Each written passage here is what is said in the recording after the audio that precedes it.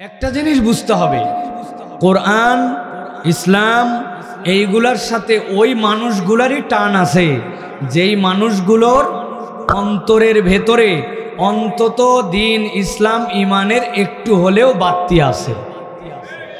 আপনারা এখানে বিভিন্ন জায়গার মানুষ থাকতে পারেন, আমরা ঢাকার মানুষেরা একটা ল্যাম্পু বলি, বাতি বলি, কুপি বলি, আপনারা কি বলেন জানি না। চুলা ধরানোর আগে মা বোনেরা গ্রামে একটা কুপি জ্বলাতো, দেখছেন আপনারা ভাই? ওইটাকে আপনারা কি বলেন ভাই? কুপি বলেন, ল্যাম্পো বলেন, তাই না ভাই? এখন বুঝে থাকলে বলেন, একজন ল্যাম্পো জ্বলাইছে, জ্বলানোর পরে দেখে লাল লাল উপর দিয়া আগুনটা বেরোচ্ছে, আবার মাঝে মাঝে একটু দপ দপ দপ দপ দপ দপ করতেছে। বুঝে থাকলে বলেন তো, ল্যাম্পো যদি দপ দপ করে, আলোর সাথে যদি একটু কালো কালো ধোঁয়া বেরোয়, তার মানে ল্যাম্পোর ভিতরে কি নাই? বুঝে বলবেন, কেরোসিন নাই। বলেন কি নাই? আরে লজ্জার কি আছে? বলেন মাল নাই। ভিতরে যেইটা দিয়ে জ্বলে ওইটাই তো মাল, মানে সম্পদ। ওর ভিতরে ওইটা নাই, ঠিক কিনা? এখন ভিতরে যদি এইটা না থাকে, বুঝে নাই উনি বলছে আরো একটু টান দে, টান দে ওই বাতির ইয়ে ঠিক কর। শোলটা টান দিছে, দেওয়ার পরে খানিকক্ষণ পরে দেখে আর জ্বলেই না, ওইটা বন্ধ হয়ে যায়। তার মানে ভিতরে কি নাই? মাল নাই, কেরোসিন নাই। এখন ভিতরে যদি কেরোসিন না থাকে, বাতি যেরকম জ্বলে না, যত টানবেন ওইটা উল্টা পাল্টা আরো ওইটা কালো ধোঁয়া মারবে, কালো করে ফেলবে। ঠিক মনে রাখবেন, দুনিয়াতে অনেক নামধারী মুসলমান আছে, কিন্তু দিলের মধ্যে যদি কোরআন না থাকে, ইসলামের মোহাব্বত না থাকে, তাহলে কোরআনের প্রেমে, ইসলামের টানে, ইসলামের পক্ষে থাকাও যায় না, কাজও করা যায় না, ঠিক কিনা? এটা একদম আল্লাহর কথা, আমাদের কথা নয়। আল্লাহ বলছেন, ওয়াইদা তুলিয়াত আলাইহিম আয়াতুহু যাদাতহুম ঈমানা ওয়া আলা রাব্বিহিম ইয়াতাওয়াক্কালুন। যাদের অন্তরে আল্লাহর কোরআনের মায়া আছে, তেলাওয়াতের মায়া আছে, ঈমানের নূর আছে, তাদের কাছে কোরআন তেলাওয়াত করলে তাদের ঈমান বেড়ে যায়। এত দূর বাড়ে যে আল্লাহর প্রতি তারা তাওয়াক্কুল করে। ভরসা তখন এতে তাতে বলে না, ভরসা তখন বলে আল্লাহতে, ঠিক কি না?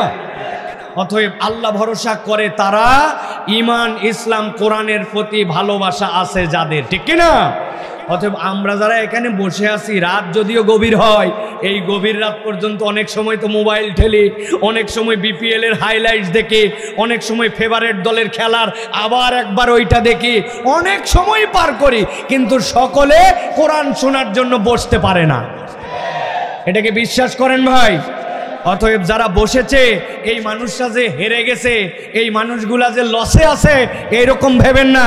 কিয়ামতের দিনে ইনশাআল্লাহ এই বসা আপনার আমার জন্য কল্যাণ আনবে, ঠিক কিনা?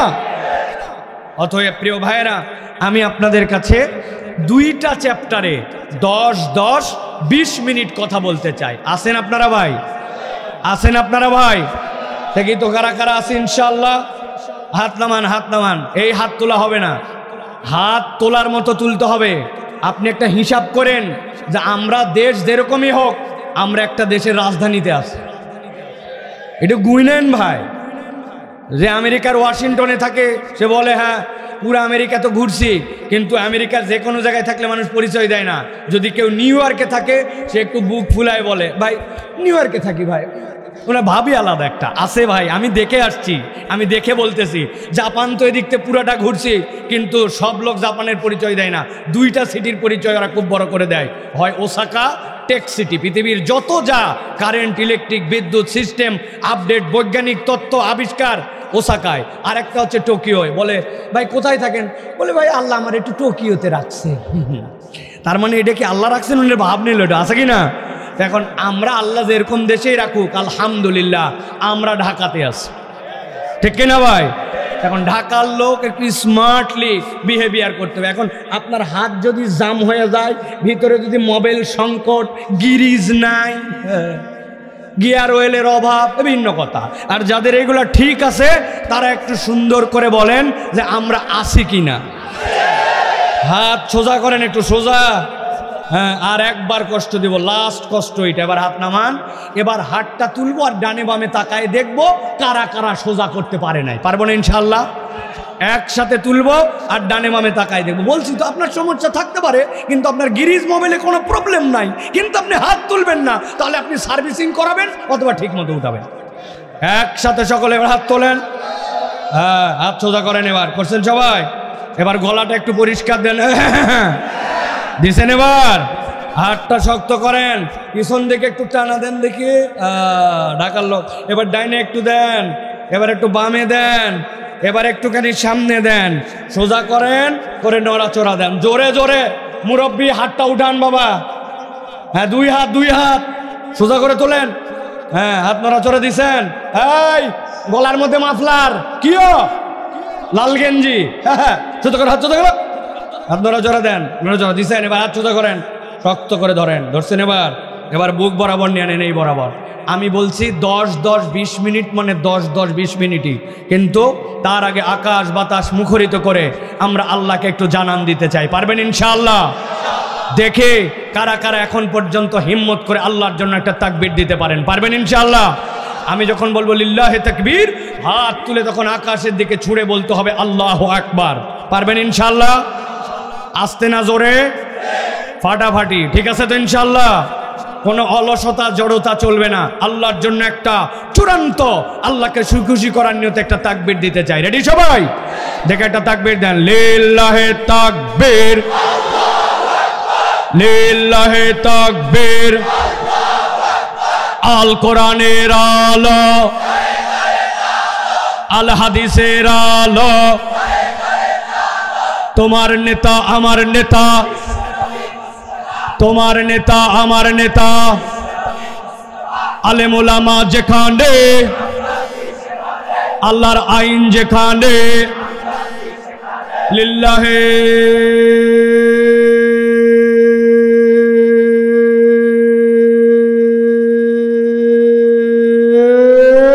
তাকবীর। আলহামদুলিল্লাহ, আলহামদুলিল্লাহ বলেন। শয়তান আছে আর? আল্লাহু আকবারের স্লোগান যেখানে, শয়তান নাই সেখানে। এই জন্য আল্লাহু আকবারের স্লোগান সকলে পছন্দ করতে পারে না। আল্লাহু আকবারের স্লোগান যারা পছন্দ করতে পারে না, এরা শয়তানের মামাতো, খালাতো, ফুফাতো, চাচাতো ভাই।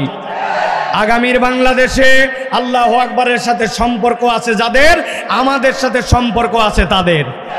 আগামীর বাংলাদেশ বৈষম্যহীন বাংলাদেশ, আগামীর বাংলাদেশ ইসলামের বাংলাদেশ, আগামীর বাংলাদেশ কোরআনের পক্ষের বাংলাদেশ, আগামীর বাংলাদেশ ভারতীয় আধিপত্যবাদের বিরুদ্ধে থাপ্পড় মারার বাংলাদেশ। ওই বাংলাদেশে আল্লাহু আকবারের পক্ষে যারা, তাদের পক্ষে আমরা, ঠিক কিনা?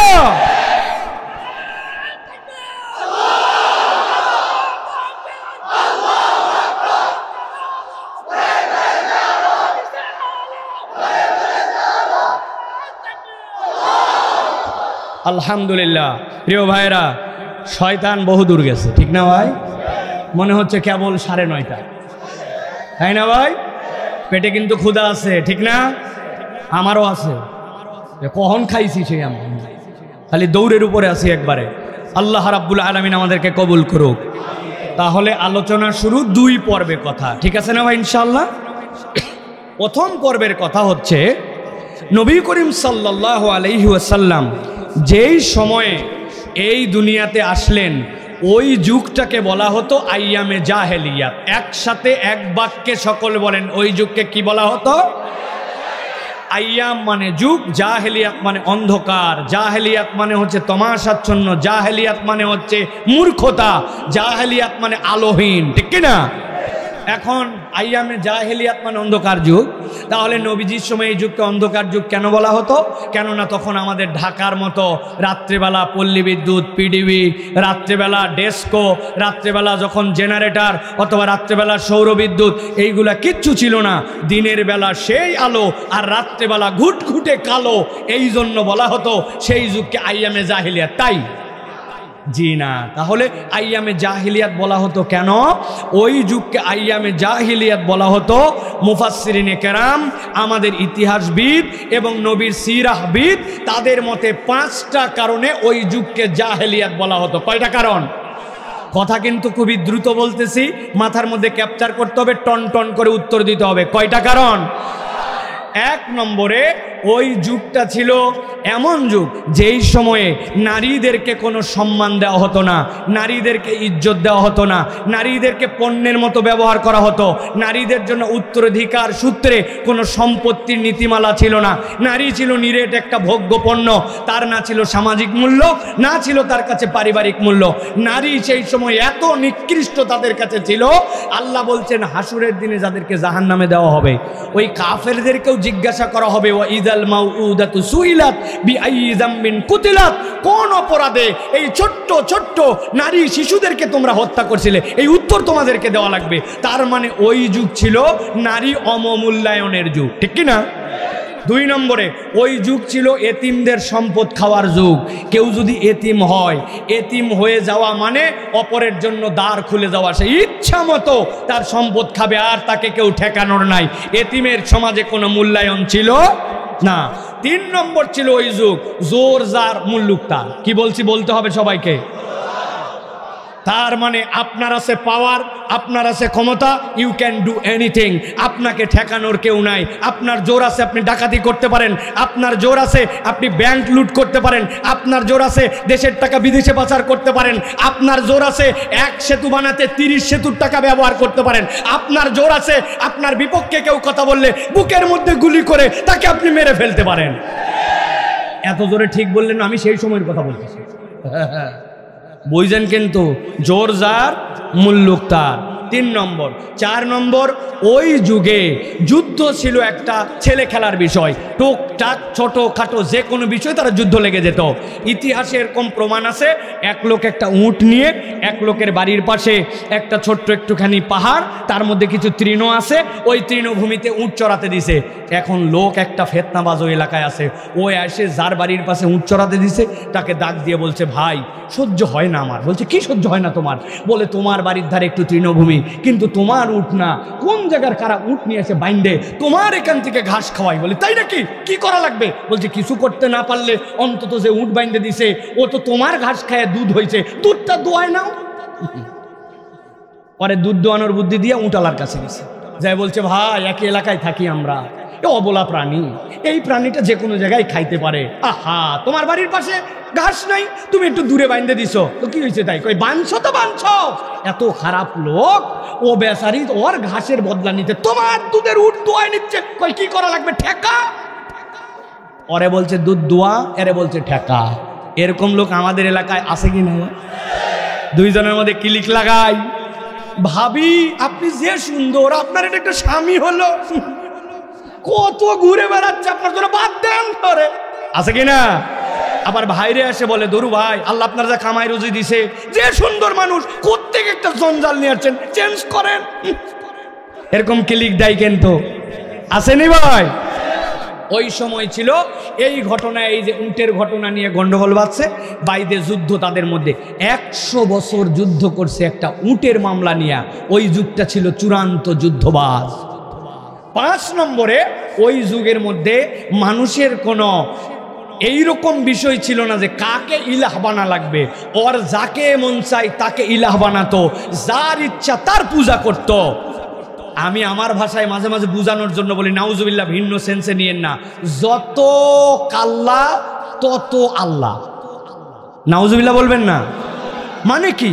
এটা আমার কথা নয়, এটা ভাব অর্থে আমি নিছি। হযরত ওমর ফারুক রাদিয়াল্লাহু তাআলা বলছেন, আমরা কি ঈসা বোকা ছিলাম জানো? বলে কেমন? বলে জাহেলি যুগে আমরা সকাল থেকে একটা মিষ্টান্ন বানানোর চেষ্টা করলাম, বানাতে বানাতে ওই মিষ্টান্নটা একটা মূর্তির রূপ দিলাম, দিয়ে বললাম যে আজকে যেইটা, ওই যে আমরা মাঝে মাঝে লই খাইতাম না, লই খাইছেন না আপনারা? কটকটি খান নাই আপনারা? পুরাতন জামা কাপড় ভাঙ্গা চূড়া বোতল দিয়ে বদলায় কটকটি নিতে পারেন, কট কট কট কট কট কট। ও ভাই আমরা তো জেলা শহর থেকে উঠে আসছি, সবাই তো এরকম, ঠিক কিনা? এখন উনারা এরকম লই দিয়া একটা মূর্তি বানাইছে। ওমর রাদিয়াল্লাহু বলছে এরপরে বগলে নিছি আমার ইলাহ আমার সাথে, এরপরে মাঠে গেছি ছাগল চড়াতে, ছাগল চড়াতে হচ্ছে দুপুরবেলা লাগছে ক্ষুধা, ডানে বামে তাকায় দেখি কিচ্ছু নাই, হাতের থেকে বাইর করে প্রথম দিকে ওই ইলার ঠ্যাং খাইছি, খাইতে খাইতে দেখি ক্ষুধা মিটানোর পর কোমর পর্যন্ত খাইছি, তারপরে আসার আগ দিয়ে একটা গোটাই খাই ফেলেছি। চিন্তা করছে আগামীকালকে আরেকটা ইলা বানানো যাবে। ওমর রাদিয়াল্লাহু তাআলা বলছেন আমরা জাহিলি যুগে এতই বেকুব ছিলাম, নিজের হাতে ইলা বানায়া নিজে আমরা খেয়ে ফেলেছি। আর খানায় কাবাকে আমরা মূর্তির মিউজিয়াম বানায় রাখছিলাম। তাহলে জাহেলিয়াতের যুগের কারণ কয়টা? সবাই বললেন না যে পেছনে কয়টা? এক নম্বর, আবার রিভাইজ দেই। এক নম্বর, ওই সময়ের মানুষেরা নারীর মর্যাদা দিত না, এতিমের মর্যাদা দিত না।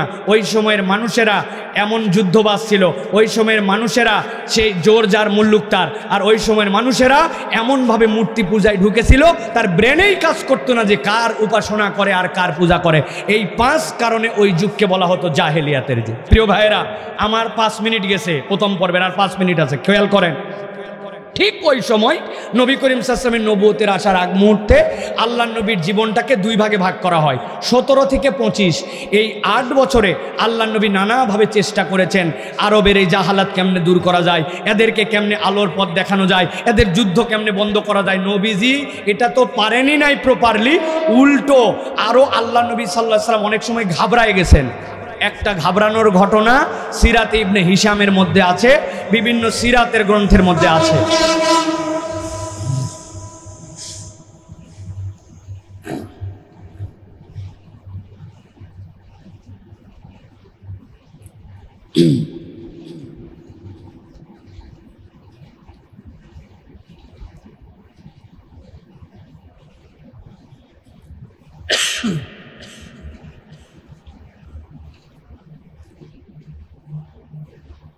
একটা ঘটনা সিরাতের মধ্যে আছে। কি ঘটনা? আবু জেহেল তার কতকগুলা চেলা চামুন্ডা সাথে আছে, ভাবচক্কর নিয়ে চলাফেরা করে, দেখতে শুনতেও সেই রকম, লম্বা কাপড়, মাথার চুল, পাগড়ি। এক লোক ইয়ামেন থেকে কাপড় নিয়ে মক্কার পাশে ব্যবসা করতে আসছে। এখন ও সকালবেলা যায়, বলছে এই কাপড় কত করে, সবচেয়ে ভালো কাপড় কোনটা? বলছে এইটা সবচেয়ে ভালো কাপড়। বলতেছে এইটা আমার কাটা লাগবে না, পুরা থান সহ দিয়ে দাও। চিন্তা করছি এত বড় ভাবচক্কর, এইরকম লোক, অতএব কাপড় পুরাটাই দিয়ে দিছে। দিয়ে বলছে এখন টাকা দিব না, তবে বিকালবেলা যাওয়ার সময় এই তো আমার বাড়ি কাবার পাশেই, এখান থেকে টাকা নিয়ে চলে যাবা। ওর মুড মাঠ, চলাফেরা, ভাব চক্কর, পোশাক আশাক, চেলা চামুন্ডা, এইগুলা দেখে ব্যবসায়ী চিন্তা করছে খুচরা বিক্রি করাতে একবারে থান নিচে, বিকালে টাকা দিবে, এমন কি সমস্যা। বিকালবেলা ওই লোক ব্যবসা শেষ করে বাড়ি যাবে। এখন গেছে আবু জেহেলের বাড়িতে, যায় বলছে ভাই আপনি আমার সকালে কাপড় নিয়েছিলেন, টাকাটা দেন, আমি চলে যাব। আবু জেহেল তো আসমান থেকে বলছে তুমি কে? আরে তুমি কি মানে? সকালবেলা আমার তো কাপড় নিছেন। পাশের লোকজনকে বলছে এই তোমরা তো সকাল থেকে আমার সাথে ছিলে, বলো তো। এই লোক আমার কাছে এসে বলতেছে আমি কাপড় নিছি, আমি কি এরকম কোনো কাপড় নিছি? লোকজন বলতেছে সাথে যারা, অসম্ভব, আপনি কোথায় কাপড় নিছেন? সকাল থেকে আপনার সাথে আছি, যেইসা লিডার ওইসা সাথী। ওই লোক তো ঘাবড়াই গেছে। নবী করিম সাল্লাল্লাহু আলাইহি ওয়াসাল্লাম এগুলোর সলিউশন দেওয়ার জন্য চেষ্টা করছেন, সম্ভব হয় নাই। নবী করিম সাল্লাল্লাহু আলাইহি ওয়াসাল্লামের প্রথম চ্যাপ্টার 17 থেকে 25 ভালো করে ঠান্ডা মাথায় সারা জীবনের জন্য দিলের মধ্যে ঢুকায় রাখেন এই পর্বটা। আল্লাহ নবীর দ্বিতীয় পর্ব হচ্ছে 25 থেকে 40। নবীজি চলে গেলেন গারে হেরায়। গারে হেরায় অবস্থান করেন, চিন্তা করেন, ভাবনা করেন। আল্লাহ নবী সাল্লাল্লাহু আলাইহি ওয়াসাল্লাম ভাবছেন 5টা বিষয় নিয়ে। নবীজি সোমবারে খাবার নিয়ে যেতেন, সোম মঙ্গল বুধ। 3 দিন পরে যখন দেখতেন নবী ফিরতেছেন না, খাদিজাতুল কুবরা রাদিয়াল্লাহু তাআলা, নবীর বয়স 39, খাদিজা রাদিয়াল্লাহু তাআলার বয়স সেই সময় 55 বছর। ওই মেহইয়সী আমাদের আম্মা, উনি ওই খাবার নিয়ে 8 কিলোমিটার পার করে গারে হেরার মধ্যে আল্লাহ নবী সাল্লাল্লাহু আলাইহি ওয়াসাল্লামের কাছে খাবার পৌঁছায় দিয়ে আসতেন। আল্লাহ নবী সাল্লাল্লাহু আলাইহি ওয়াসাল্লাম এইভাবে 15 বছর ভাবতেছিলেন এই 5টা জাহেলিয়াতের সমস্যা, এইগুলা কেমনে দূর করা যায়। আল্লাহ নবী সাল্লাল্লাহু আলাইহি ওয়াসাল্লাম ভাবছেন এই জাহেলিয়াত নিয়ে। 1 বছর 2 বছর নয়, 15 বছর আল্লাহ নবী ভাবলেন। 15 বছর পরে নবীজির বয়স যখন 40 বছর হলো, একদিন জিবরাইল আমিন আল্লাহ নবীর কাছে আসলেন। আসার পরে আল্লাহ নবী সাল্লাল্লাহু আলাইহি ওয়াসাল্লামকে বললেন ইন্নী বুইসতু মিনাল্লাহ, আমি আল্লাহর পক্ষ থেকে আপনার কাছে এসেছি। ইয়া রাসূলুল্লাহ, আপনাকে আল্লাহ রাব্বুল আমিন নবী হিসাবে মনোনীত করে দিয়েছেন। আল্লাহ আপনার প্রতি ওহী দিয়েছেন, ইকরা, আপনি পাঠ করুন। আল্লাহ নবী বললেন মা না বে করেন, আমি তো পড়তে পারবো না। এরপরে আল্লাহ নবীকে জিবরাইল আমিন জাপটায় ধরলেন, চাপ দিলেন বুকের মধ্যে দিয়ে বললেন ইকরা। আল্লাহ নবী বললেন মা না বে করেন, আমি পড়তে পারি না। এরপরে আল্লাহ নবীকে আবার চাপ দেওয়া হলো, সাথে সাথে ওহির 5টা আয়াত আসলো, ইকরা বিসমি রাব্বিকাল্লাযী খলাক, খলাকাল ইনসানা মিন আলাক, ইকরা ওয়া রাব্বুকাল আকরাম আল্লাযী আল্লামা বিল কলাম। আল্লাহ নবী সাথে সাথে আয়াতে কারিমা তেলাওয়াত করলেন। তেলাওয়াত করার পরে আল্লাহ নবী সাল্লাল্লাহু আলাইহি ওয়াসাল্লাম বাড়িতে চলে গেলেন। জ্বর এসে গেল, আল্লাহ নবীকে কম্বল আবৃত করে শোয়ায় রাখা হলো। আমার ঢাকার মুসলমানেরা, গভীর রাত এখন ভালো করে ঠান্ডা মাথায় বলেন তো আপনারা, ওহী নাজিলের যে প্রথম সূরা ইকরা এবং আলাকের যে ঘটনাটুকু বললাম, এই 1 মিনিট 1.5 মিনিট, এই কথাটা কি আপনি আজকে প্রথম শুনলেন নাকি এর আগেও বহুবার শুনেছেন? অনেকবার আপনি শুনেছেন। তাহলে এই কথা আমি আপনাকে কেন বলতে গেলাম ভালো করে বুঝেন। এই কথা আপনি শুনেছেন অনেকবার, কিন্তু এই জায়গাতে একটা চিন্তার জগৎ আছে। ওই চিন্তার জগৎ নিয়ে আমরা কখনো সেইভাবে নাড়া দেই নাই। ভালো করে ওই চিন্তার জগৎটা জাগ্রত করার জন্য, এইভাবে আপনার কাছে এই বার্তাটা আমি পৌঁছানোর জন্য এই আয়াতে কারিমার এইটুকু অংশ বলেছি। আল্লাহ নবী 15 বছর জাহালত নিয়ে ভাবলেন। জাহালতের কারণ 5টা। 15 বছর পর আল্লাহ যখন ওহী দিলেন, ভেবে থাকলে বলেন তো, ওহীটা যদি এরকম আসতো, ও নবী যান আপনি মূর্তি পূজা বন্ধ করেন, আপনি যান নারীর ইজ্জত ফিরান, এই কৌশল বলে দেওয়া হলো, যুদ্ধ বন্ধ করেন, এতিমের সম্পদ ফেরানোর জন্য এইটা আপনার দায়িত্ব দেওয়া হলো। আল্লাহ যদি এরকম কোনো আয়াতে কারিমা দিতেন প্রত্যক্ষভাবে, তাহলে আমরা বুঝতে পারতাম যে মনে হচ্ছে আমাদের মন যেটা চিন্তা করতেছে তার সাথে আয়াতের মিল আছে। কিন্তু নবী 15 বছর ভাবলেন কি, আর আয়াতে কারিমা আসলো কি? চিন্তা করে দেখেছেন নাকি কখনো? ভালো করে খেয়াল করেন। আল্লাহ নবী জাহালত নিয়ে ভাবলেন, কিন্তু আল্লাহ ওহী দিলেন। আল্লাহ রাব্বুল আমিন যে ওহী দিলেন, এইটার ব্যাখ্যায় পৃথিবীর সব মুফাসসির একমত, কিয়ামত পর্যন্ত আর নবী আসবেন না। কিন্তু এই জাহালতের নানান দিক কিয়ামত পর্যন্ত জগতে চলমান থাকবে। ওই জাহালত যদি দূর করতে চান, তাহলে ইসলামের মূল কৌশল হচ্ছে আপনাকে আল্লাহ চেনানো জাতি তৈরি করতে হবে, নৈতিকতা সম্পন্ন জাতি তৈরি করতে হবে। যেই মানুষ চিনবে তার রবকে, যেই মানুষ চিনবে তার প্রভু হচ্ছেন আল্লাহ, আর ওই বিদ্যা ওই শিক্ষায় যেই জাতি অগ্রগামী হবে, ওই জাতির মধ্যে যত জাহালত থাক, ওই জাহালত কিয়ামত পর্যন্ত দূর হবে। আর আল্লাহ চিনানো জাতি তৈরি করা না গেলে, আদর্শবান নৈতিকতা সম্পন্ন কোরআনওয়ালা জাতি তৈরি করা না গেলে, আপনি শুধু মুখের মধ্যে ফুৎকার দিবেন সোনার বাংলা সোনার বাংলা, কিয়ামত হয়ে যাবে। এই সোনার বাংলা বানানো সম্ভব হবে না। আমার আল্লাহ বলছেন কি, খেয়াল করেন। আল্লাহ বলছেন, ওয়া কাযালিকা আওহাইনা ইলাইকা রূহাম মিন আমরিনা, আমি আমার আমর তথা আমি আমার ওহী আপনাকে দিলাম। জিবরাইল আমিনের মাধ্যমে হাজার হাজার বার নবীর কাছে এসেছেন, কিন্তু এত বিশাল আল্লাহর সৃষ্টি মাত্র 2 বার নবী তাকে স্বকৃতিতে দেখেছেন। আল্লাহ বলছেন তার মাধ্যমে যেটা দিলাম, কি দিলাম নবী? আল্লাহ বলছেন, মা কুনতা তাদরি মাল কিতাবু ওয়ালাল ঈমান।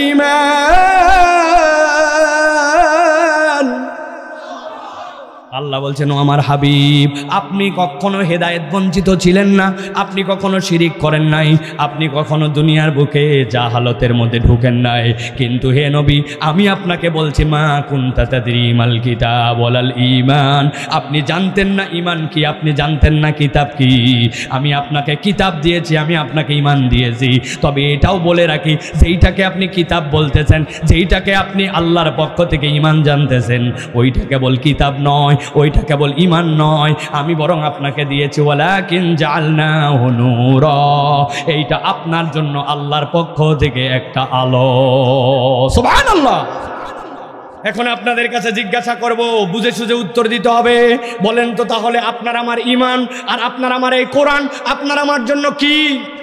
আলো। বলেন, একটা মুখ বন্ধ থাকা চলবে না, আস্তে বলেন কিন্তু বলতে হবে। কোরআন আর ঈমান আমাদের জন্য কি?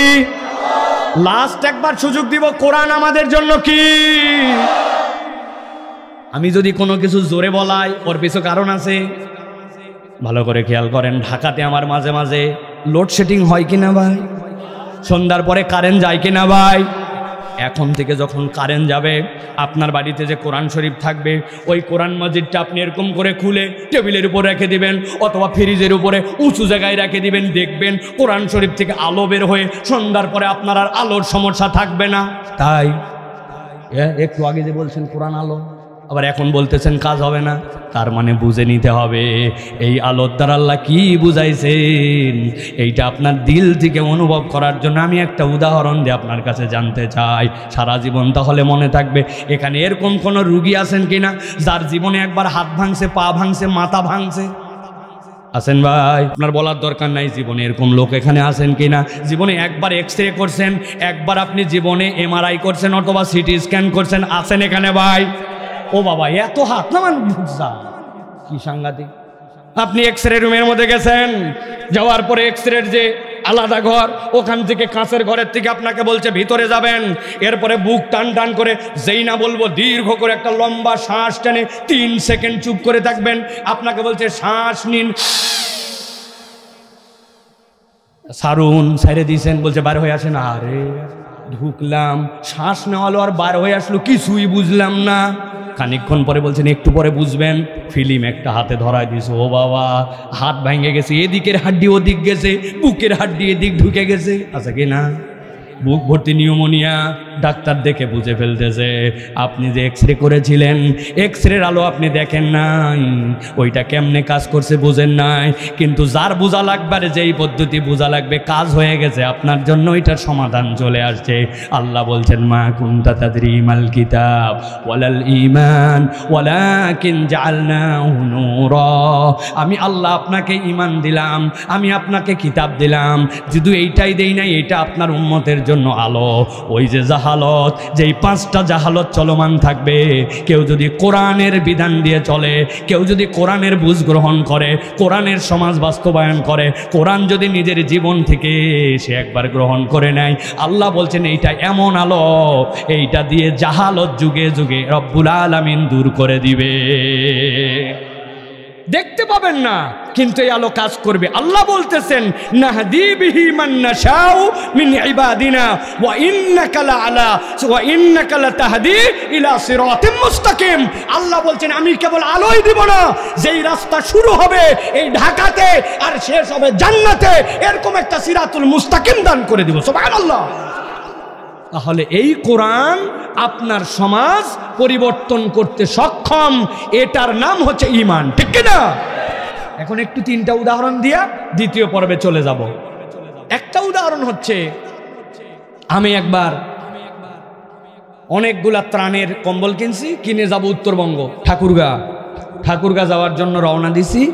এই কাউরান বাজার পার হইয়া ফার্ম গেটের আগ দিয়া বাম দিকে চাপ গাড়ি চলতেছে না, আস্তে আস্তে যায়। হঠাৎ করে আমার ট্রাকের সামনে একজন এসে বলছে হুজুর আপনার পেছন থেকে কম্বল কিন্তু চুরি হয়ে যাচ্ছে। আমি চিন্তা করছি বেটা মানুষের টাকার কম্বল, আমি বিতরণে যাব আর আমার সামনে কম্বল চুরি হবে। লাভ দিয়ে নামছি, যে বেটারে পাবো ওরা আজকে শেষ করে ফেলবে। নামা মাত্র একজন আমার জড়াই ধরছি, স্পিড দেখে সাইফুল্লাহ ভাই আপনি কই যান? আমি বললাম এটা চোর আমার পিছনের কম্বল দেখতেছেন না, বিলেট মারে নিয়ে গেছে ওরে আমি ধরার জন্য, ওই যে একটা যাচ্ছে। বলছে সাইফুল্লাহ ভাই যাইয়েন না। আমি বললাম কেন, আপনি কি চোরের সাথী নাকি? বলছেন না রে ভাই, আপনি যাচ্ছেন আবেগে 5 কম্বল উদ্ধার করতে, কিন্তু যেই বেটা বেলেট মারে নিয়ে চলে গেছে ওই বেটা কি আপনার কাছে বেলেট জমা দিয়ে গেছে? আপনি এরপরে যাবেন বেলেট ভুঁড়িতে মারে আপনার ভুঁড়ি বাইর করা হবে। এই ঘটনা হচ্ছে মক্কা শরীফে নবীজির সময়। কথা বললেন না যে এইরকম ডাকাতি, এইরকম অন্যায় অনাচার জোরজার মুল্লুকচার আছে কিনা ঢাকা শহরে? চিন্তাই হয়, রাহাজানি হয়, আপনি কল্পনাই করতে পারবেন না। গতকালকে আমার মাহফিল ছিল পাবনা থেকে ফিরতেছি, ঠিক গোলচক্কর সিরাজগঞ্জ মোড়, এর আগেই আমি তো একটুখানি তন্দ্রার মতো আছি, চুপচাপ আছি, হেলে হঠাৎ করে গাড়িতে বিকট এক শব্দ। আমার যে সাথে গাড়ি চালায় ওকে বললাম কি হলো? বলছে কিছু মনে করেনি, কিছু হয়নি, চাকা মনে হয় বাস্ট হয়েছে। আস্তে করে সামনে যায় দাঁড়ালো 500 গজ সামনে। আমি তো একটা বুঝছি যে চাকা তো বাস্ট হওয়ার এরকম কথা না, কিন্তু সে যেহেতু চালাচ্ছে আমি কিছু বলি নাই। আমি বললাম ঘটনা কি? নামার পরে বললো যে না চাকা টাকা বাস্ট হয়নি, কিছু হয় নাই। যেই বলে তাড়াতাড়ি উঠে আসছে, আমি বললাম সামনে যখন নিরাপদ জায়গায় যায় দাঁড়াও, তারপরে আমি দেখতেছি। সামনে একটুখানি দাঁড়ালাম, সিরাজগঞ্জ গোলচত্বরে ওখানে যেই নেমলাম, নামার পরে লাইট জ্বালায় দেখি এত বড় একটা ইট অথবা লোহার একটা বাকেট আমার গাড়ি লক্ষ্য করে মারছে। যারা মারছে আমি ওই ছেলেটাকে কিন্তু দেখতে পাইছি, কিন্তু ও যেহেতু বলছে চাকা বাস্ট হয়েছে, জন্য আমি আর আমলে নেই নাই, চুপ করেছিলাম। তখন ওই বলতেছে এরা হচ্ছে ডাকাত দল। আমি বললাম তোমাকে মারার পরে তুমি যতটুক ডিস্টেন্সে যেয়ে দাঁড়াইছো ওরা ঠিক অতটুক ডিস্টেন্সেই অপেক্ষা করে, কেননা মারার সাথে কোনো গাড়ি দাঁড়াতে পারে না, অন্তত পক্ষে 200-400 গজ যায় দাঁড়ায়। আল্লাহ তোমাকে আমাকে হেফাজত করলেন, তাছাড়া ওরা ধরে তোমার আমার থেকে ওই বলতেছে তখন যে হ্যাঁ আমার এক চাচাও ড্রাইভারি করে, একই ঘটনা এই জায়গায় হয়েছিল। আমি বললাম এই যে তুমি একটু আগে বললে। তো বলেন ভাই এই দেশেও এরকম ডাকাতি, এরকম চোখের সামনে ছিনতাই, রাহাজানি, এইগুলা যেরকম ছেঁচড়া চুরি আছে, ঠিক একই রকম দেশের টাকা বিদেশে পাচার করে দেওয়া, দেশকে চুষে খাওয়া, দেশকে অন্য জায়গায় নিজেরা প্রবাসীর টাকা দেশে আছে আর দেশের টাকা দিয়ে অন্য দেশে যায় জমি জারাত কিনা, এইগুলো আমাদের দেশে আছে কিনা ভাই? এটা জাহালত কিনা? তাহলে আপনি জাহালত কি দিয়ে দূর করবেন? আপনি দুর্নীতি দমন কমিশন বানান আর যা বানান, আল্লাহর দয়া এগুলা কখনো কাজ হবে না। কেননা দুর্নীতি দমন কমিশন একটা সিদ্ধান্ত নিয়েছিল দুর্নীতিকে না বলুন, এইটার বিপক্ষে একটা অবস্থান নিয়ে 10 কোটি টাকা ধরেন বাজেট করছে। জেলায় জেলায় সম্মেলন হবে, স্টিকার লাগানো হবে, বড় বড় সাইনবোর্ড দেওয়া হবে, তারপরে বিভিন্ন ধরনের সচেতনামূলক আয়োজন করা হবে। বাজেট কত? 8.5 কোটি টাকা দুর্নীতি হয়েছে। সরিষার মধ্যে ভূত আছে কিনা ভাই? ঢাকা শহরে আপনারা দেখবেন এত বড় বড় সাইনবোর্ড, বিলবোর্ডের মধ্যে এইরকম করে এক একটা নারী দাঁড়িয়ে আছে, দাগ দিছে এরকম করে, শীতকে না বলুন, হাতকে যত্ন নিন, অমুক মলম লাগান। আছে ভাই? আচ্ছা আমি জিজ্ঞাসা করতে চাই, ঢাকা শহরে দিনের বেলা বাহিরে পরিশ্রম মেয়েরা বেশি করে না ছেলেরা? রিক্সা চালায় মেয়েরা না ছেলেরা? বাস চালায় মেয়েরা না ছেলেরা? ওই যে শ্রমিক যেগুলা ছাদ ঢালায় তোলে, বিভিন্ন ধরনের হার্ড লেবার করে, ওইগুলাকে মেয়েরা না ছেলেরা? তাহলে ছেলেও কিছু করে মেয়েও কিছু করে, কিন্তু ফাটে খালি মেয়ের। ব্যাপার কি? আসলে মেয়ের ফাটা না, ওইটা হচ্ছে মেয়েকে পণ্যের মতো বিজ্ঞাপন হিসেবে ব্যবহার করা। ওইটা মেয়ের ইজ্জত বাড়ে না, ওই মেয়েকে ভোগ্য পণ্য বাড়াইছে। ওই মেয়ে বুঝে না ও পিছনে 1400 বছর পিছায় গেছে, ইসলাম থেকে আগাইছে আর জাহেলিয়াত আমাদেরকে খাইছে। সামনে কয়দিন পর বিশ্ব বেহায়া দিবস আসিতেছে না ভাই? প্রস্তুতি আছে তো আপনাদের? না অন্তত ফুল কিনতে হবে, হারাম সম্পর্ককে তেলতেলা করতে হবে, তাই তো? প্রিয় ভাইয়েরা, খবরদার খবরদার, কোন মুসলমানের সন্তান ওই লুপারকেলিয়া নামের যে উৎসব, ওইটা ছিল লুপারকেলিয়া, ওই উৎসবকে খ্রিস্টানরা পরিবর্তন করে 600 খ্রিস্টাব্দের পরে ওইটার নাম দিয়েছে সেন্ট ভ্যালেন্টাইন। লুপারকেলিয়া ছিল ওই হিন্দুদের বসন্ত উৎসবের মতো। তারা সন্তান উৎপাদন বাড়ানোর জন্য, তারা তাদের ব্যবসা বাড়ানোর জন্য, তারা তাদের ক্ষেত খামারিতে বরকতের জন্য তারা কাদা মাখতো, বিভিন্ন ধরনের সূর্যের পূজা করত, পানি কাদা সব মিক্স করে ছিটাছিটি করতো। ওই রকমই একটা উৎসব ছিল লুপারকেলিয়া। ওইটা পোল আসার পরে 600 খ্রিস্টাব্দের পরে ওইটার নাম হয়েছে সেন্ট ভ্যালেন্টাইন্স। ওটা খ্রিস্টান পৌত্তলিকদের তাদের পার্সোনাল একটা অনুষ্ঠান ছিল। কিন্তু পরবর্তীতে দেখা গেছে বিশ্ব এই সাম্রাজ্যবাদ, বেনিয়াবাদ, যুবকদেরকে অশ্লীলতায় ছড়ায় দেওয়ার জন্য, মুসলমানদের পরিবারকে ধ্বংস করার জন্য, আল্লাহ রাব্বুল আলামিনের আইনের বিপক্ষে প্রকাশ্য অশ্লীলতাকে সমাজে ছড়ানোর জন্য এখন বিশ্ব বাণিজ্যের অংশ হিসাবে এইটা ভালোবাসা দিবস নাম দিছে। এটা ভালোবাসা দিবস হতে পারে না, এটা হচ্ছে বিশ্ব নির্লজ্জ বেহায়া দিবস, ঠিক কিনা? কোন মুসলমানের সন্তানের সাথে যেতে পারে না। প্রিয় ভাইয়েরা, ভালো করে মনে রাখবেন, আমি এই উদাহরণগুলো কেন দিলাম? এই উদাহরণগুলো আমরা দিলাম প্রিয় ভাইয়েরা যে আল্লাহ রাব্বুল আলামিন আমাদেরকে এই জাহালিয়ত দূর করার জন্য কোরআন দিয়েছেন, ঠিক কিনা?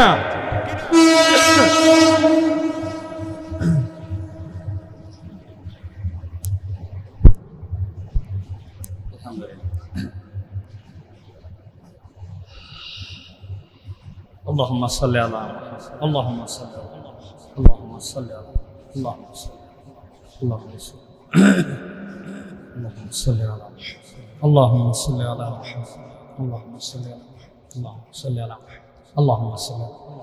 আমার এক পর্বের কথা শেষ, আর কথা না বাড়াই, আজকের পর্যন্ত এই পর্যন্তই থাক। কি বলেন ভাই?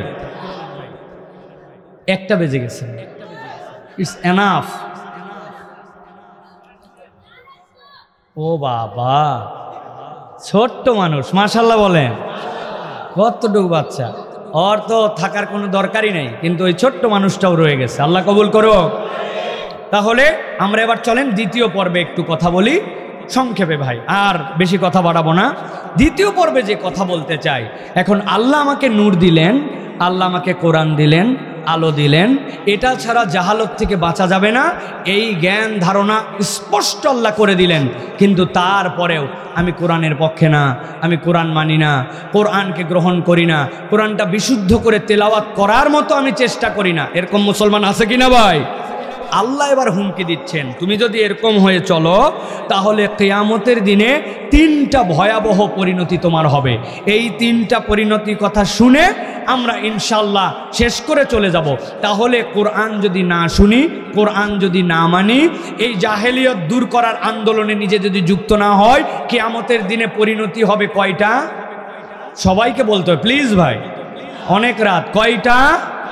হাতগুলো এরকম করে নিচে রেডি করবেন, আমি যেই বলবো কয়টা একসাথে লাস্ট একবার হাত তুলে দেখাবো 3টা। কয়টা? আরেকবার হাত নামান। ফাইনাল যারা ফাঁকি মারছেন আল্লাহর রাস্তায় ফাঁকি দিয়েন না, তাহলে কিয়ামতের দিনে আমাদের অবস্থা ভয়াবহ হবে। কয়টা? লাস্ট সুযোগ দিলাম। কয়টা? অনেকেই চিন্তা করছে ভাই কি শুরু করলে রাত্রিবেলা, হাত তুলো রে, হে করো রে। এটার কারণ আছে ভাই, এইটার কারণ হচ্ছে আমার একটা টার্গেট আছে। আমার কথা বলতে যে কি কষ্ট হচ্ছে আমার আল্লাহ জানেন, আমি জানি। আজকে 3টা, এই রাত 1টা পর্যন্ত, আর কত দূর পারা যাবে? এই জন্য প্রিয় ভাইয়েরা, আমার টার্গেট হচ্ছে এই কথাগুলি তেজগার এই জায়গায় থেকে না যাক, এই কথাগুলি আমাদের ঘরে যাক। আমরা বেশিরভাগ ওয়াজ শেষে বাড়িতে যাই বলে বক্তা আনছিল একটা ফাটাফাটি, ফাটায় ফেলছে বাড়িতে। এখন এই ডায়লগ শুনে বউ বলছে কি ফাটালো, বলছে তা বলতে পারবো। আরে তুমি বললে ফাটাফাটি, তো কি ফাটালো বলতে পারবে না কেন? আমরা অধিকাংশ ফাটাই কিন্তু কি ফাটলো তা জানি না। কথা ঠিক কিনা ভাই? এই জন্য আমার টার্গেট এই কথাটা বাড়িতে নিয়ে যাব ইনশাআল্লাহ। তাহলে 3টা আল্লাহ রাব্বুল আমিন বলছেন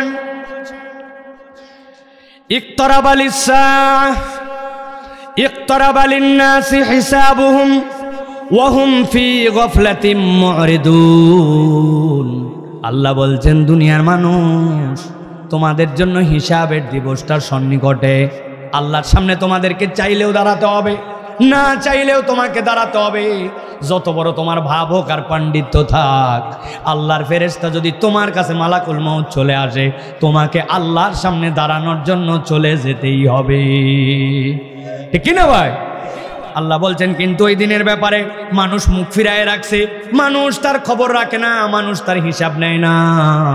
আল্লাহ বলছেন এই গাফলতি যদি তোমার মধ্যে থাকে, আল্লাহ বলছেন কিয়ামতের দিনে 3 ধরনের মানুষের 3 অপরাধে রব্বুল আমিনের সামনে ভিন্নভাবে কিন্তু উঠতে হবে। 1 নম্বর আল্লাহ বলছেন ওই দিন আল্লাহ রব্বুল আমিনের সামনে একদল লোক উঠবে, ওই মানুষগুলোর ব্যাপারে আল্লাহ বলছেন ওয়ালা তাহসাবান্নাল্লাহ গাফিলান আম্মা ইয়ামালুজ জালিমুন।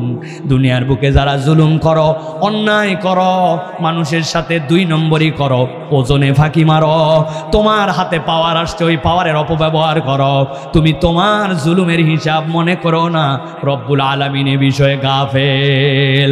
আল্লাহ রব্বুল আমিনের নীতি হচ্ছে ধরে না ধরে না ধরে না, কিন্তু ধরলে আল্লাহ ছাড়ে না। ঠিক কিনা? 2050 2060 বলতে বলতে মনে হচ্ছিল কিয়ামত পর্যন্ত, কিন্তু পিচ্ছি পিচ্ছি পোলাপানের হাতে থাপ্পড় খায়া এইখান থেকে বিতাড়িত হইতে হইছে। এই ইতিহাস আছে কিনা? এই কথা শুনলে আবার অনেকের ভিতরে জ্বলে, আছে কিনা ভাই? ভালো করে বোঝেন। আমার রব্বুল আলামিন বলছেন আল্লাহ রাব্বুল আমিন জালেমের ব্যাপারে গাফেল নন।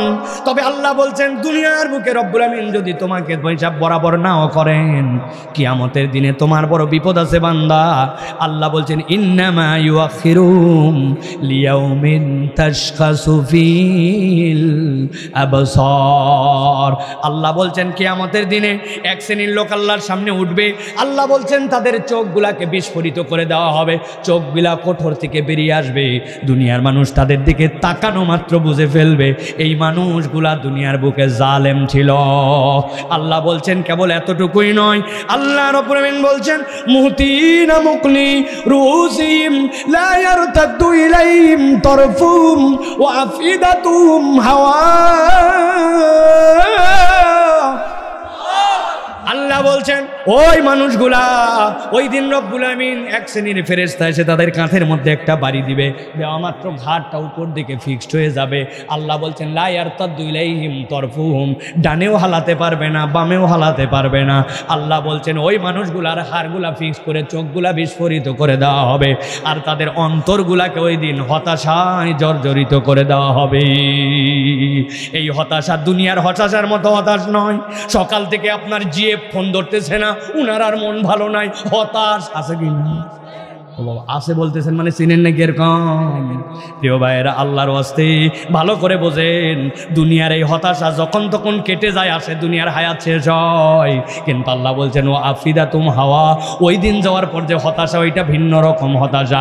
এক শ্রেণীর লোককে রব্বুল আমিন ডাক দিবেন, ডাক দিয়ে তার পাশে নেবেন, নেওয়ার পরে বলবেন ও আমার বান্দা, দুনিয়ার বুকে এই অপরাধ করছিলি নাকি? বান্দা মাথা নিচু করে স্বীকার করে নেবে, আল্লাহ অপরাধ করেছি, তুই এই অপরাধ করছিস, এইটা করছিস, এইটা করছিস। বান্দা সবগুলা স্বীকার করবে, কিন্তু তার আমলনামার মধ্যে শিরিক নাই, আমলনামার মধ্যে তার বান্দার হক নষ্ট করা নাই, আমলনামার মধ্যে তার জুলুম নাই। আল্লাহ তাকে ডাক দিয়ে বলবেন বান্দা আমার নাম সাত্তারুল উয়ুব, আমি তোর দুনিয়াতে দোষ গোপন রেখেছিলাম, আজকের দিনেও গোপন রেখে বান্দা তোকে মাফ করে দিলাম। কিন্তু আল্লাহ বলছেন যারা জালেম হবে আল্লাহর সামনে আসবে ওয়াফিদা তুম হাওয়া, অন্তরের মধ্যে এমন হতাশা ঢুকায় দেওয়া হবে, ও বুঝে ফেলবে আমাকে আর সাহায্য করার মতো কেউ নাই, তার মানে নিশ্চিত সে জাহান্নামে যাবে। অতএব দুনিয়াতে যা করি না কেন কখনো আমাদেরকে মুশরিক আর কখনো আমাদের জালেমের তালিকায় থাকা যাবে না, ঠিক না? বলছি তো অনেক জোরে ঠিক। জুলুমের কথা বললে আপনি খালি সরকার দেখতে পান, জুলুমের কথা বললেই খালি বিগত আমল দেখতে পান, অথচ আমরাও অনেক সময় এক একটা জালেম হয়ে আছে। আপনার বোনের সম্পদ আপনি দেন নাই, আপনি ছেলে মেয়ের মধ্যে ইনসাফ করেন নাই, মালিককে ফাঁকি মারেন, আপনি কাজের মধ্যে ধোকা দেন, আপনি সরকারি অফিসে আগে যান না পরে যান, আবার আগে বের হয়ে আসেন, 2 নম্বরই করেন, চালাকি করেন, আপনি 2 নম্বর মাল 1 নম্বর বলে বিক্রি করেন। এই রকম জুলুম যদি আমরা করি, মিটার যেইটা আছে ওই মিটারটা ওজনের আপনি টেম্পারিং করে ওইটার মধ্যে আপনি জেনে বুঝে মুরগিতে মাপে কম দেন, আপনি দোকানে মাপে কম দেন, আবার এত বড় দাড়ি বানায় হুজুর হুজুর হয়ে ঘোরাফেরা করে, আসেনি ভাই? খবরদার জুলুম করা যাবে না। এই যে মাদ্রাসা হয়েছে একটা, অনেক হাফেজ সাহেব ওই দিন আল্লাহর কাছে যাওয়ার পরে ধোলাই খাবে, মানুষের বাচ্চাকে নিয়ে এসে আপনি এমন ধোলাই দেন, এমন মারেন যে আল্লাহ বলছেন আর রহমান আল্লামাল কোরআন, যিনি কোরআন শিক্ষা দিয়েছেন। আল্লাহ 99টা নাম থাকার পরে সবচেয়ে দয়ার নাম রহমান ব্যবহার করছেন, আর আপনি সন্তান মানুষ করতেছেন বলে অপরকে মানুষ করার জন্য মারা লাগে, তার মানে আপনি জুলুম করতেছেন মায়েরে। আপনি কে বলছে আপনাকে কোরআন শেখানোর জন্য এরকম করে মারা লাগবে? এটা আপনার জন্য জায়েজ নাই। আপনি আপনার বইয়ের রাগ, এলাকার রাগ, সংসারের রাগ, গায়ের রাগ বাচ্চার উপরে ঝাড়েন, আল্লাহ আপনার অন্তরের খবর জানে, কথা ঠিক কিনা? অতএব সাবধান হতে হবে প্রত্যেকেই, আমরা কেউ জানি জালেমের দপ্তরে নাম না ওঠে। আল্লাহ আপনাকে কান দিছে, আর ওই কানের মালিক আল্লাহ, আর আপনি ওইটাতে দিব্যি সবসময় এয়ারপড লাগায় আর হেডফোন লাগায় রাত দিন খালি ধুমধারাক্কা শুনতেছেন, যেইটা আল্লাহ শুনতে বলে নাই। চোখ দিছে আল্লাহ যেইটা আপনাকে দায়েজ দেখার জন্য, আপনি নাজায়েজ জিনিস দেখে বেড়ান, আপনি জুলুম করতেছেন। অতএব আল্লাহর কাছে যাওয়ার পরে হিসাব বরাবর করা লাগবে, ঠিক কিনা?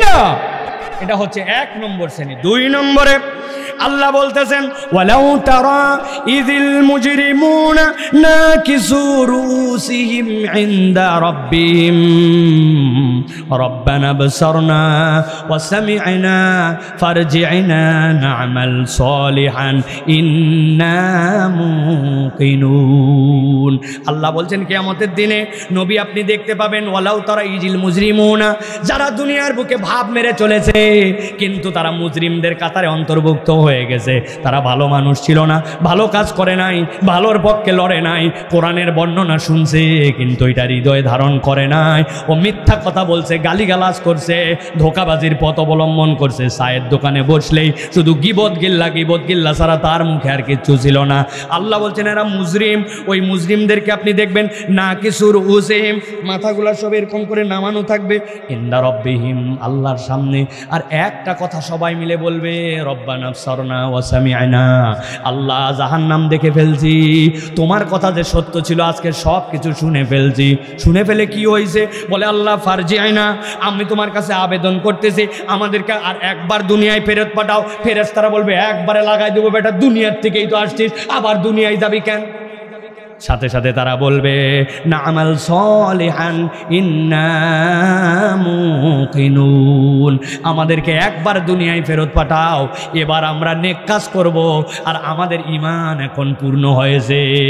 জিজ্ঞাসা করব, একসাথে উত্তর দেন, হাসরের ময়দানে যাওয়ার পরে কি দুনিয়ায় ব্যাক করে আসা যাবে? যদি না যায়, ওই দিন আল্লাহ বলতেছেন তারা বলবে আমাদেরকে দুনিয়ায় ফেরত পাঠাও। কেন যেতে চাও? না আমাল সলিহান, আমরা নেক কাজ করতে চাই। তাহলে দুনিয়ার বুকে সুযোগ থাকার পরেও যারা নেক কাজ করে না, ওই দিন তাদের জন্য বিপদ আছে, ঠিক না? অতএব ভাই, একটু নেক কাজের সাথে জড়িত হই, কল্যাণ কাজের জন্য চেষ্টা করি। যার যেখানে অপরচুনিটি আছে, কাজ করতেছি, সুবহানাল্লাহ পড়তেছি, কাজ করতেছি, আস্তাগফিরুল্লাহ পড়তেছি, কাজ করতেছি, সাথে সাথে আমি প্রত্যেকদিন ওজিফা বানাইছি, 100 বার নবীর প্রতি দরুদ পড়ি। মসজিদে 2 মিনিট একটু আগে গেলাম, যাওয়ার পর একটু একদিন তাহিয়াতুল ওযু পড়লাম, একদিন দুখুলুল মসজিদ পড়লাম, একদিন একটু নফলটা পড়লাম। আমার কোনো একটা ভাই বিপদে পড়ছে, একটু আগায় দিছি, একটু সান্ত্বনা দিছি, আমার সামর্থ্য থেকে একটু দান খয়রাত করছি। একদিন মসজিদে গেছি, যাওয়ার পরে জায়নামাজ 5টা বাড়িতে উঠাই নিয়ে চলে আসছি। আসার পরে একটু পাউডার দিয়ে ধুয়ে টুয়ে সুন্দর করে মসজিদটা পরিষ্কার করে দিছি। যাই দেখছি মসজিদে একটা লাইট নাই, একটা বাল্ব লাগাই দিছি।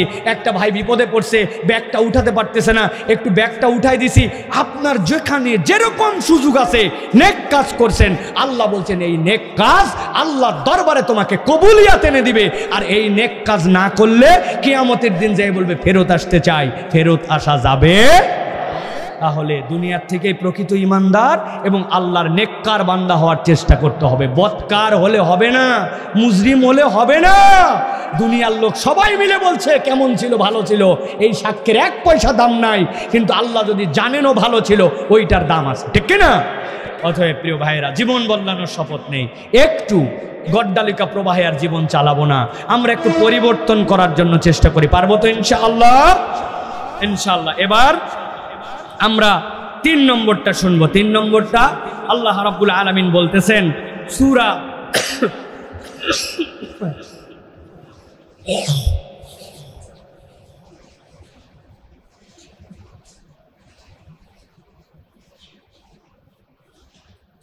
শুরা, এইটা শেষ কথা আজকের। আল্লাহ বলতেছেন নবী আপনি জানায় রাখেন আরেক শ্রেণীর পরিণতি কি হবে। আল্লাহ বলছেন ওয়া তারাহুম ইউরাদুনা আলাইহা খাশিঈনা মিনাদ-দুল্লি ইয়ানজুরুনা মিন তারফিন খাফি। আল্লাহ বলছেন ভয়াবহ একদল লোক চরম লাঞ্ছনাপূর্ণ দৃষ্টিতে আল্লাহর সামনে দাঁড়াবে, ভয় করে করে ওই দিন তাদের চোখগুলা মাথাগুলো অবনত হয়ে যাবে। অপরাধ কি? অপরাধ কিচ্ছু নয়, কেবল 2টা অপরাধ। দুনিয়ার বুকে তারা আল্লাহ রাব্বুল আলামিনের প্রতি ঈমান আনে নাই, অথবা ঈমান আনছে আংশিক ঈমান। আল্লাহর জন্য কিছু ঈমান ছিল, আবার তার নিজেরও কিছু পছন্দ ছিল। জুম্মার দিন জুম্মার নামাজ পড়তে আসতো, কিন্তু ওয়াক্তের নামাজ পড়তে যেত না। ওয়াক্তের নামাজ বাদ দিল কার ইচ্ছায়, আর জুম্মার নামাজ পড়লো কার ইচ্ছায়। এইরকম মুসলমান আমাদের এই ঢাকাতে না। আমি তো সারা দেশ বলে বেড়াই, ঢাকায় যুবকরা স্মার্ট হয়ে গেছে এখন। ফেরেস্তা কাঁধের 2টা, ঢাকার যুবকেরা বামের ফেরেস্তা বহুদ দায়িত্ব দিছে, ডানের ফেরেস্তার দায়িত্ব সপ্তাহে 1 বার আছে না ভাই? ঠিক 1:15টার সময় জুম্মার দিনে ডানের ফেরেস্তা একটু আর মোড়া দিয়ে উঠে, বান্দা মোবাইল ঠেলতে ঠেলতে একটু মসজিদে আসে, তাও একামত হওয়ার আগ পর্যন্ত ভিতরে ঢোকে না। ওই যে 2 রাকাত জুম্মা পরে আবার ফেরেস্তা ঘুমাইছে, আর বামের জন লিখতে লিখতে হয় না। আসেনি ভাই? অতএব প্রিয় ভাইয়েরা খবরদার, আল্লাহ রাব্বুল আলামিনের ইচ্ছার কাছে সমর্পিত হতে হবে। আমি আল্লাহকেও মানি, আবার আমার নিজের স্টাইলেও চলি, হবে না। আপনার স্টাইল বলে কিচ্ছু নাই। ইসলাম মানে আত্মসমর্পণ, আল্লাহর ইচ্ছাই আপনার ইচ্ছা, ঠিক না? মন খারাপ, I feel sad, so what can I do now? You can see a beautiful picture, যাও সিনেমা দেখো, সিনেপ্লেক্সে চলো। উনি ওয়াজ শুনে নামাজও পড়ে, সিনেপ্লেক্সে মুভিও দেখে, উনার হতাশার সময় গানও শোনে, আবার তারাবির নামাজে কোরআনও শোনে। এই ধানাই পানাইয়ের নাম মুসলমান নয়। আল্লাহ আমাদেরকে বোঝার তৌফিক দান করো। আর 2 নম্বর কি? খারাপ বন্ধুর সাথে মিশা। এইটা বড় বড় ভয়াবহ পরিণতি ওই দিন নিয়ে আসবে। আল্লাহ রাব্বুল আলামিন বলতেছেন, ওই দিন এক শ্রেণীর লোক হাতে কামড় দিয়ে বলবে, আল্লাহ আমাদের আজকে বড় বিপদ। কি জন্য? লাম আত্তাখিজ ফুলানান খালিলা, ওই ফুলানকে যদি আমি বন্ধু হিসাবে গ্রহণ না করতাম। আপনাদের কারো ফুলান নামে বন্ধু আছে ভাই? তাহলে তো আপনারা বাইসে গেছেন। আল্লাহ বলছে লামাত তাকে ফুলানান খলিলা, ফুলানকে যদি আমি বন্ধু না বানাতাম। ও ভাই, এ ফুলান সে ফুলান না, এই ফুলান হচ্ছে শূন্যস্থানের মধ্যে সবাই আছে। আল্লাহ বলছে উমুক ফুলান মানে কি বলেন? অমুক। আপনি বন্ধু মিলান, কোন বন্ধু? আপনি বিড়ি খাইতেন না, ওইটার সোহবতে থাকে বিড়ি খাইছেন। ও আবার বলছে প্রত্যেক বছর খালি বিড়ি খাই, আর কত ঈদের দিনে ভিন্ন কিছু হবে। এবার কি বলছে? তুই একটা বিড়ি কিনে ভিতরে মাল বাইর কর।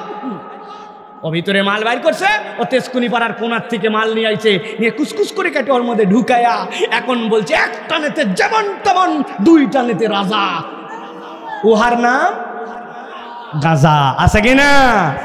যেই বন্ধু ভালো ছিল, চলতে ফিরতে গাঁজাখোরের সাথে মিশতে মিশতে গাঁজাখোর হয়েছে। আছে কিনা? বেনামাজি হয়েছে। আছে কিনা? নষ্ট হয়ে গেছে। অতএব খারাপ বন্ধুর সাথে মেশা যাবে না। আমাদের একটা মজার কথা বলে শেষ করে দিব। আমাদের মুরব্বীরা বলে ভালো মানুষ কই? নাই নাই বাবা, দেশটা শেষ হয়ে গেল, ভালো মানুষের নাই। বলে না? এ বদমাইশ, এ পাক্কা 1 নম্বর বদমাইশ এগুলো। বলে হুজুর এত বড় কথা বললেন আপনি মুরব্বীদের ব্যাপারে। জি না, আমি কোনো স্পেসিফিক মুরব্বীকে এই কথা বলি নাই, আপনি মাইন্ডে নিয়েন না। আপনি মানুষ খুঁজে পান না ভালো, আপনার নিজের ভালো তো সমস্যা হতে পারে। আমি একটা ভালো মানুষ হয়ে গেছি, লোকটাটা খুঁজে পাবে আমার। এই যে নাজমুল ভাই খুঁজে পাইছে আমার, আপনি হ্যাঁ ভালো মানুষ আপনারা পাইছে। উনি নিজে ভালো হবে না, কিন্তু খালি বলে সমাজটা নষ্ট হয়ে গেল, ভালো মানুষ না। আপনি ভালো মানুষ নিজে হতে হবে, ঠিক কিনা? আমি নামাজি, আমি সত্যবাদী, আমি মানুষের উপকারী, আমি সুন্দর হাসি মুখে কথা বলা ছেলে, আমি একটা ভদ্র ছেলে, আমি 3 তালা 4 তালা উল্টাপাল্টা চুল কাটি না, সিরা প্যান্ট পরে ঘুরি না, আমার চলাফেরার মধ্যে একটা আদব আখলাক আছে, আমার চলাফেরা কথা দেখলে মানুষ ভদ্র বলে। এইটা হতে তোমাকে ঠেকাই কে? ওই অসভ্যতা অপসংস্কৃতি তোমাকে ক্রেজি বানাচ্ছে, আর ইসলাম তোমাকে কুল বানাতে চায়। কুল না হলে জান্নাতে যাওয়া যায় না, ঠিক কিনা? তাহলে আল্লাহ আমাদেরকে বোঝার তৌফিক দান করুক। 2 পর্বের কথা মনে থাকবে তো? জাহালতের কারণ কয়টা? ওই জাহালতকে আল্লাহ নবী 15 বছর ভেবেছেন। আয়াত আসছে কয়টা? 5টা। কিন্তু ওই আয়াতকে ফিট করছেন আল্লাহ রাব্বুল আমিন এমনভাবে, ওয়ালাকিন জাআলনাহু নূরা, তার মানে কোরআন নূর। পৃথিবী পরিবর্তন করতে চাইলে কোরআনের পক্ষে থাকতে হবে, কোরআনের রঙে রঞ্জিত হতে হবে, ঠিক কিনা?